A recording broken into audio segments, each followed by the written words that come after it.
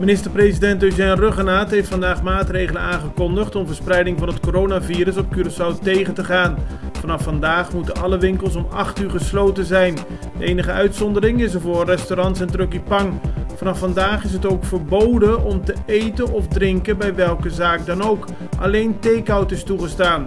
Verder zal er vanaf morgen streng gecontroleerd worden op de sluitingstijden. Minimarkten, supermarkten, winkels. Als het geen restaurant of Trucky Pang is, moeten om 8 uur 's avonds de deuren dicht zijn. Aldus Ruggenaat. Volgens dokter Izzy Gerstenbloed zijn er in de afgelopen 24 uur op Curaçao geen nieuwe besmettingen van corona bijgekomen. Dat betekent dat er nog maar 3 personen staan geregistreerd als besmet. Zij zitten in quarantaine.